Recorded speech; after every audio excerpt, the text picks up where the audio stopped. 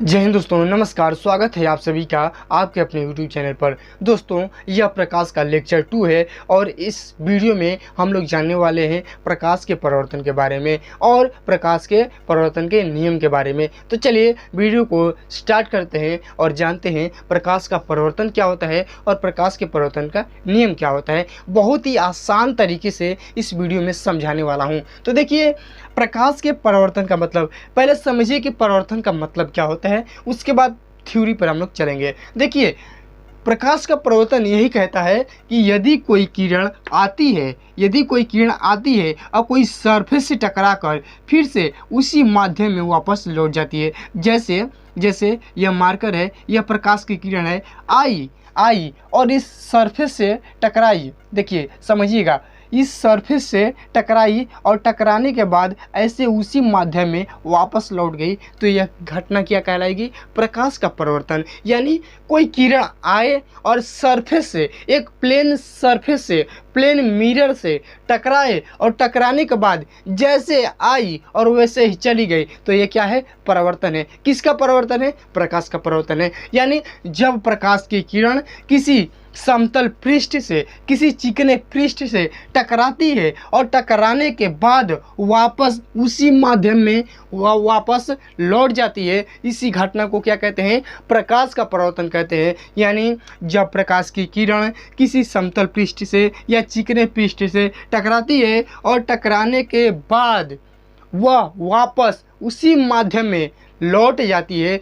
इस घटना को क्या कहते हैं? प्रकाश का परावर्तन कहते हैं। अब देखिए थ्योरी को। देखिए, प्रकाश का किसी चिकने पृष्ठ या दर्पण से टकराकर पुनः उसी माध्यम में वापस लौट जाने की घटना को प्रकाश का परावर्तन कहते हैं। यानी जब प्रकाश की किरण आती है और एक चिकने पृष्ठ से, एक समतल पृष्ठ से टकराती है और टकराने के बाद उसी माध्यम में पुनः वापस लौट जाती है, इसी घटना को क्या कहते हैं? प्रकाश का परावर्तन कहते हैं।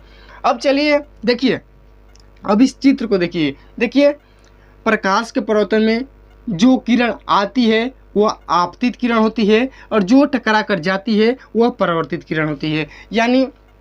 यानी जो किरण परावर्तक तल से टकराती है वह क्या होती है?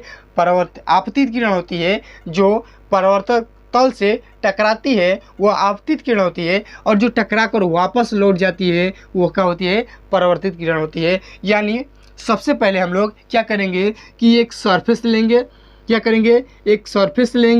एक सरफेस लेने के बाद एक अभिलंब खींचेंगे। अभिलंब को खींचने के बाद एक आपतित किरण आएगी और इस सरफेस से टकराकर वापस उसी माध्यम में लौट जाएगी। तो यह क्या है घटना? यही घटना क्या है? प्रकाश का परावर्तन है। यानी एक किरण आई, तो जो किरण आई उसे आपतित किरण, और टकराने के बाद जो किरण वापस उसी माध्यम में लौट गई उसे क्या कहते हैं? परावर्तित किरण।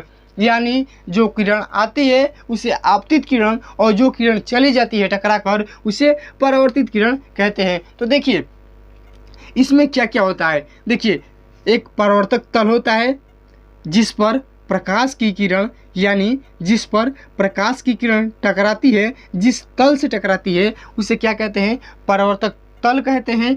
और जो किरण परावर्तक तल से आती है, परावर्तक तल पर आती है उसे आपतित किरण, और जो किरण परावर्तक तल से टकराकर वापस जाती है उसे परावर्तित किरण कहते हैं। यानी आने वाली किरण को आपतित किरण किस पर आ रही है? तो परावर्तक तल पर। परावर्तक तल पर आने वाली किरण को आपतित किरण और परावर्तक तल से टकराकर वापस जाने वाली किरण को परावर्तित किरण कहते हैं।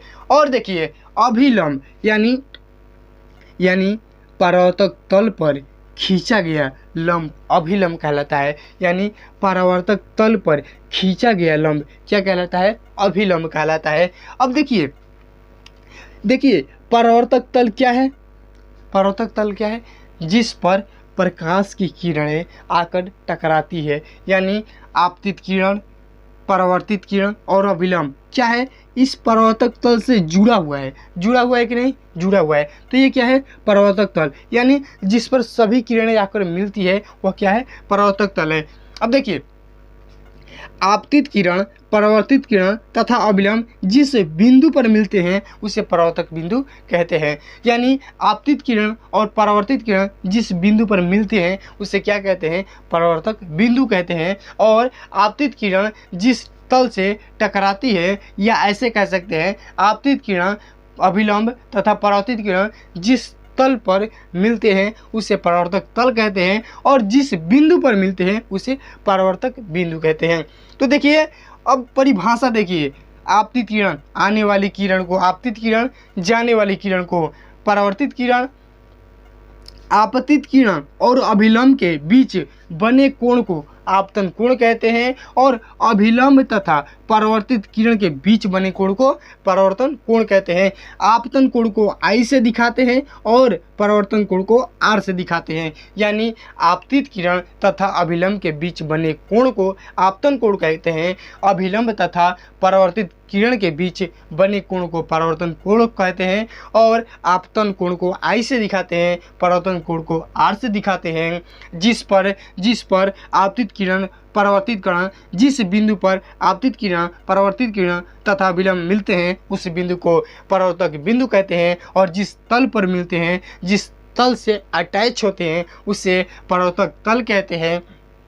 देखिए, जो आपतन कोण होता है वह सदैव परावर्तन कोण के बराबर होता है। नियम यदि पढ़ेंगे तो नियम आपका यही कहेगा कि परावर्तन का नियम वही होता है कि यानी आपतन कोण सदैव परावर्तन कोण के बराबर होता है। यानी जो ये कोण I है यह कोण R के बराबर होता है। यानी जितना इसका कोण, यानी जैसे आई वैसे चली गई, ये अभिलंब हो गया। यानी जितने एंगल पर आई उतने ही एंगल से टकरा कर वापस चली गई। यानी जितना आपतन कोण का मान होगा उतना ही परावर्तन कोण का मान होगा। यानी आपतन कोण सदैव परावर्तन कोण के बराबर होता है। यदि आपसे क्वेश्चन पूछा जाए कि यदि आपतन कोण का मान 30 डिग्री हो तो परावर्तन कोण का मान कितना होगा, तो आपका आंसर अवश्य आना चाहिए कि परावर्तन कोण का मान भी 30 होगा।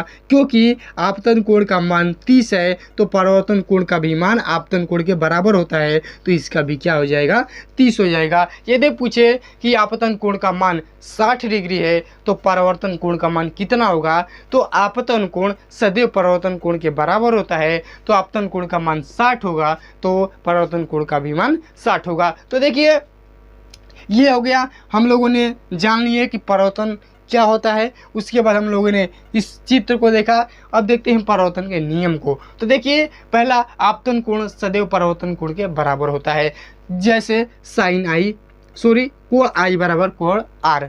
अब देखिए, आपतित किरण, परावर्तित किरण तथा अभिलंब तीनों एक ही तल में होते हैं। जैसे हम लोगों ने पढ़ा, आपतित किरण, परावर्तित किरण तथा अभिलंब तीनों एक ही तल में होते हैं। ये क्या है? आपका दोनों परावर्तन का नियम है, प्रकाश के परावर्तन का नियम है कि आपतन कोण सदैव परावर्तन कोण के बराबर होता है, और आपतित किरण, परावर्तित किरण तथा अभिलंब तीनों एक ही तल में होते हैं।